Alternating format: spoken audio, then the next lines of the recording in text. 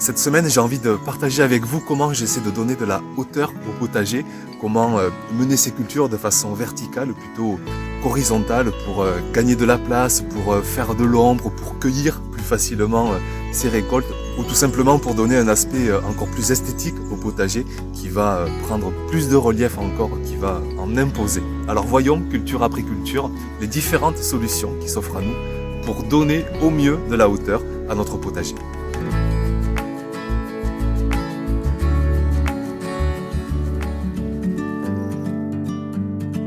Alors il existe mille et une façons de tutorer les plants. Ici, depuis des années, je fais avec des cannes de Provence. Je n'ai vraiment rien trouvé de mieux. En plus, ici, cette année, j'ai du stock de la saison précédente. Les cannes de Provence, je peux facilement les garder sur 2, 3, voire même 4 années sans qu'elles ne pourrissent de trop. Chez vous, si vous n'avez pas accès à cette ressource, bien sûr, vous pouvez faire avec des tonnes d'autres solutions à peu près similaires, notamment des piquets de bois. Souvent, on en a de récupération, ou vous en trouvez dans les magasins aussi de bricolage pour 3-4 euros. Souvent on arrive à trouver de bons piquets, sachant qu'ils pourront faire eux aussi plusieurs saisons sans problème. D'autres solutions encore pour tutorer cette culture de tomates, et je remercie les abonnés qui m'ont envoyé des photos. Regardez ces tiges en spirale, on en trouve un peu partout. Vous avez aussi des bambous qui vont très bien, regardez la photo de Nelly, très jolie structure, ou encore des branches d'arbres, comme on peut le voir sur la photo de Jérémy. Et même aussi, si vous en avez des piquets en acier, en métal, ça fait aussi très bien l'affaire. On le voit par exemple là sur la photo de Pascal. Alors cette semaine, au mois d'avril, eh bien, je commence à installer les premières structures de la saison. On peut à première vue penser que c'est fragile comme solution de tutorage, mais je peux vous garantir que depuis des années et des années, une seule fois, j'ai un tipi qui est tombé à terre après une très forte tempête. Par contre, la clé vraiment de succès pour pas que ça tombe, c'est qu'il faut une très bonne emprise dans le sol. J'avoue que le fait d'avoir un sol amélioré depuis des années, bien paillé, bien humide, bien meuble, ça me permet d'enfoncer vraiment facilement ces cannes de Provence. Je relie les cannes 4 par 4 pour en faire des tipis. Et parfois, j'en relie que 2 par 2, si je manque de place, par exemple. Et c'est le cas ici. Je fais un tipi de 4 cannes et j'en mets simplement 2 à côté. Et puis, je relie par contre toutes ces cannes entre elles avec une canne transversale en hauteur pour solidifier, rigidifier encore plus la structure. Pour attacher, je recycle en fait mes cordes de bottes de foin ou bottes de paille. Bien sûr, on peut faire avec d'autres solutions. J'ai parfois fait avec de simples ficelles ou sinon avec du raffia. C'est un système encore plus écologique pour attacher au mieux nos tuteurs. Ici, j'installe une nouvelle structure sur une deuxième parcelle. Et sur cette parcelle, j'installe une structure bien plus grande avec 20 tuteurs cette fois. Toujours les mêmes principes pour garantir une bonne solidité. J'enfonce au maximum les cannes de Provence, je les relie par 4 et je mets des cannes transversales en hauteur. Et je suis certain que ma culture de tomates sera tutorée au mieux, encore une fois, pour cette saison.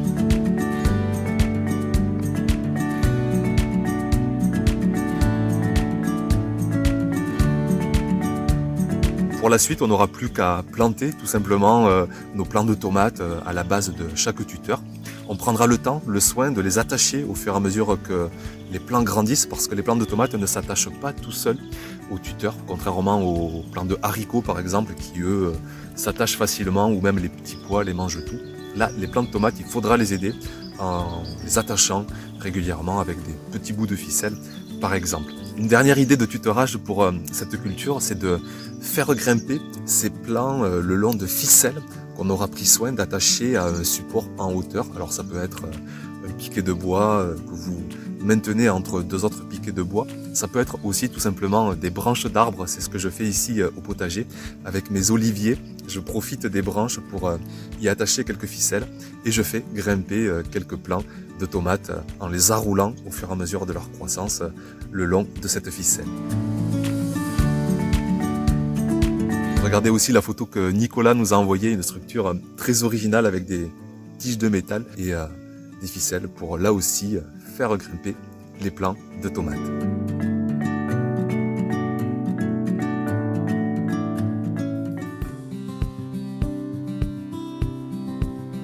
Les haricots grimpants, ils m'impressionnent toujours avec leur capacité à monter parfois eux aussi à plusieurs mètres de haut. Cette année, je commence par installer une petite structure, on va dire, mais qui fera déjà largement l'affaire.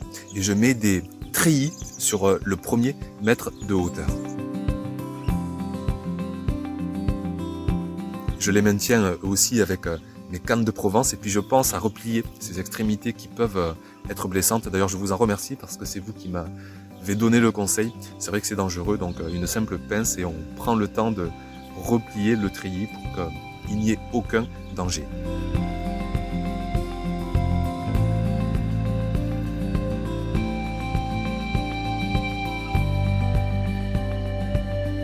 Une année, je me souviens, j'avais fait uniquement avec de la ficelle et des cannes de Provence. Et franchement, de revoir les images, je me demande comment ça a tenu, mais ça a parfaitement tenu. Les cannes étaient là aussi suffisamment enfoncées dans le sol et les haricots grimpants ont vraiment envahi la structure. Le seul regret, je me souviens, c'est que j'avais pas prévu assez haut et les plants de haricots grimpants retombaient de l'autre côté de la structure. Il aurait fallu, oui, facilement 3 mètres de hauteur, mais bon, c'est pas évident forcément de faire une structure de 3 mètres de haut. Alors parfois on fait avec ce qu'on peut tout simplement, et déjà d'offrir bien 2 mètres de hauteur, c'est déjà très bien. Parfois j'ai aussi fait exactement les mêmes structures que pour mes tomates. Ça marche aussi pour les haricots. On fait des tipis et on sème cette fois-ci en poquet. On met 4 ou 5 graines, voire 6 graines de haricots à la base de chaque tuteur, de chaque canne de Provence, en l'occurrence ici. Et les haricots vont s'enrouler autour des tuteurs et grimper là aussi largement jusqu'à 2 voire 3 mètres de hauteur.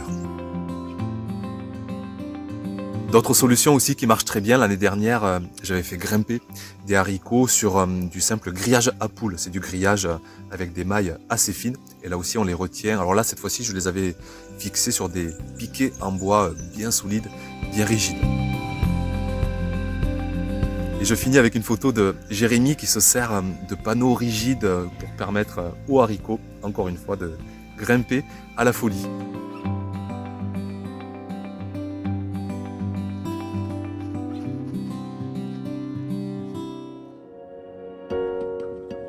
Les plants de concombre apprécient grandement eux aussi d'être tutorés. Un plant de concombre en forme, il peut monter encore une fois à 2 voire 3 mètres de hauteur. Je me souviens l'année dernière, un plant qui me dépassait, qui devait faire quasiment 2 fois ma taille.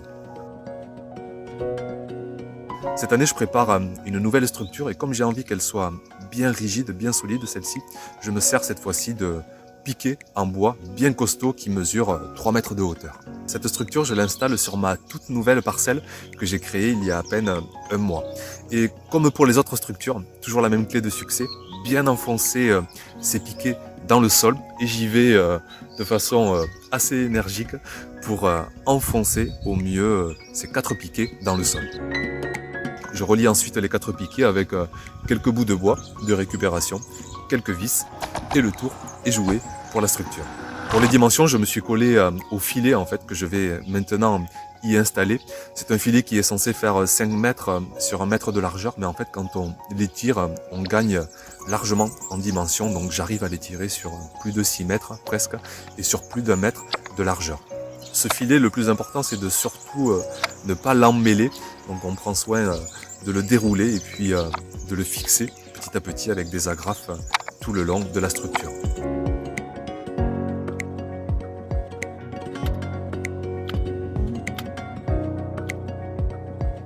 Franchement, je trouve le résultat plutôt sympa. On verra en tout cas ce que ça donnera par la suite. Pour l'instant, c'est vide. Mais rapidement, 3 à 4 pieds de concombre vont prendre place. Et puis, je mettrai aussi quand même quelques pieds de haricots grimpants. Je trouve que la structure est bien adaptée aussi pour cette culture. Alors pour les concombres, ça marche aussi très bien de les faire grimper sur un simple grillage. Un grillage à moutons par exemple, vous le voyez sur les images passées. Je les fais monter jusqu'à presque 1 mètre de hauteur et ensuite je les fais partir à l'horizontale le long du grillage.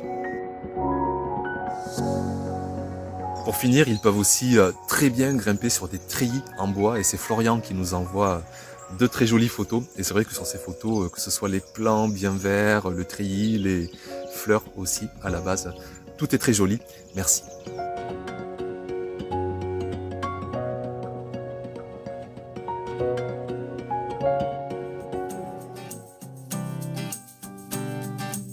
Que ce soit les petits pois, les mange-tout, il faut absolument tutorer ces cultures parce qu'elles adorent s'agripper au moindre tuteur. Et d'ailleurs, la preuve en est, c'est qu'elles ont des petites lianes de partout. Et ces lianes s'accrochent à la moindre surface pour grimper au maximum. Les solutions ici que je préfère au potager, ce sont les treillis ou sinon le grillage à moutons. Encore une fois, c'est vraiment une solution qu'on peut réutiliser année après année, qui est vraiment durable, qui est facile à ranger, qui est assez rigide. Et là, pour ces deux petites structures que je vais faire, j'ai 2 fois 1 mètre de mange-tout à tutorer. Et bien, je vais me servir de ce grillage à moutons avec une nouvelle fois aussi les cannes de Provence.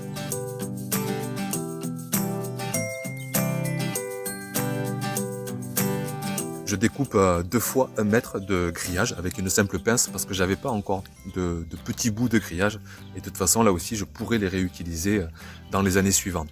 Je mets mes cannes de Provence et j'enfonce ça entre 2 rangées de mange-tout et je pourrais ainsi récolter de part et d'autre du grillage.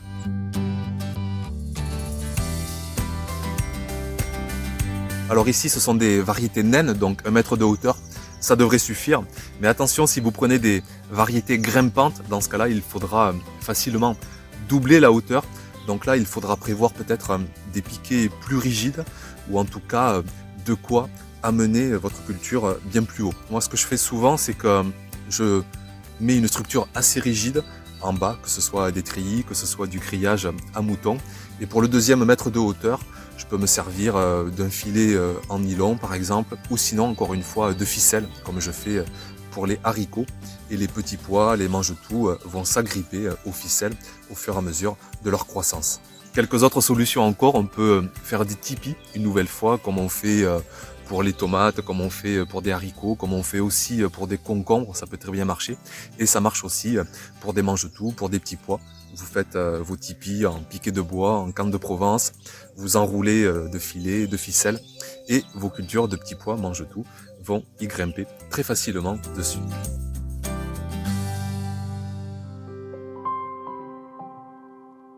Ici, dans le sud de la France, j'ai des expériences assez mitigées avec le fait de vouloir emmener en hauteur toutes ces cultures de courges, de butternuts, de potimarrons, parce qu'on les expose encore plus au soleil et elles ont parfois du mal à résister à autant de chaleur, surtout ces dernières saisons où vraiment on a des étés caniculaires.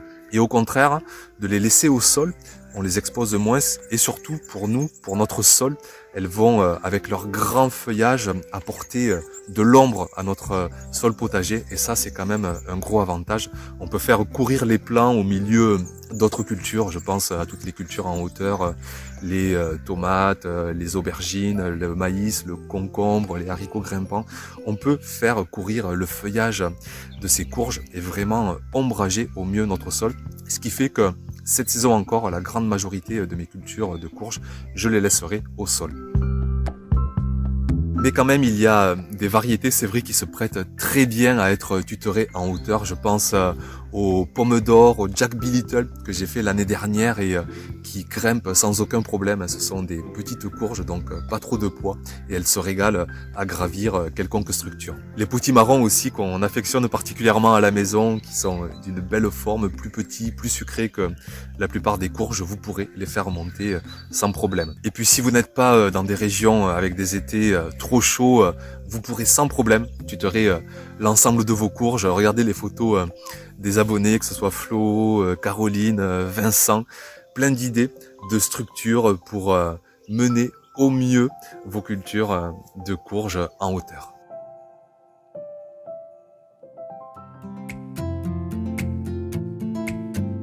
On me pose souvent la question de savoir s'il faut tutorer sa culture de fèves ou pas. Alors vous voyez derrière moi que les plants ne sont pas réellement tutorés, mais néanmoins j'ai installé un treillis de l'autre côté et c'est vrai que je m'aperçois que en cas de fort vent par exemple, ça aide à maintenir ces plants de fèves qui peuvent monter largement à plus d'1 mètre de hauteur. Souvent ils sont assez solides pour se maintenir d'eux-mêmes, mais c'est vrai que ce n'est pas forcément une mauvaise idée de contenir la culture. Je pense aussi quand il y a des risques de gelée, quand il y a du givre qui se dépose sur les plants, ils peuvent avoir tendance à se plier. Et là, avec un maintien de tuteur, ça peut éviter aussi ce phénomène. Donc une culture pas vraiment à tutorer, on va pas attacher chaque pied de fève à un tuteur, mais pourquoi pas à maintenir l'ensemble de la culture autour d'un grillage, autour de treillis, pour éviter qu'elle ne prenne trop le vent, qu'elle ne se casse ou qu'elle ne plie sous le poids du givre.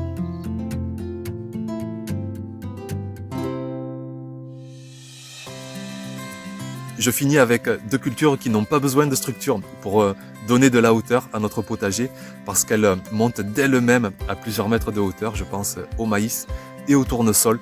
Encore l'année dernière, j'avais des tournesols qui montaient, alors j'ai pas mesuré, mais qui ont dépassé en tout cas largement les 3 mètres de hauteur.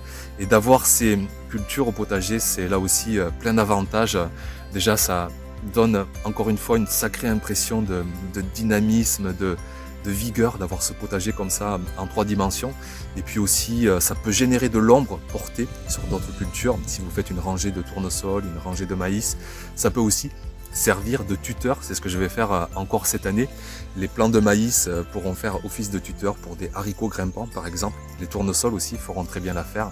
Et on peut faire ce qu'on appelle la milpa, une association de 3 cultures, le maïs avec les haricots grimpants et les courges à leurs pieds qui vont faire de l'ombre. C'est ce que je vous disais tout à l'heure, à l'avantage de laisser des courges au sol. Donc je ferai cette association, la fameuse milpa. On suivra ça dans les semaines à venir. Voilà pour cette vidéo, je finis avec le soleil couchant, ça fait pas de mal pour réchauffer les cœurs dans cette période quand même très particulière. Vous êtes très nombreux à me demander si le livre du potager est toujours disponible dans cette période très particulière. Alors oui, vous pouvez vous le procurer directement sur le site de la maison d'édition Terre Vivante, je vous mets le lien juste sous la vidéo. Je vous remercie encore et toujours pour votre grande fidélité à la chaîne, pour partager cette passion folle du potager. Je vous dis à très vite, très certainement la semaine prochaine, pour une nouvelle vidéo. À très bientôt, ciao ciao.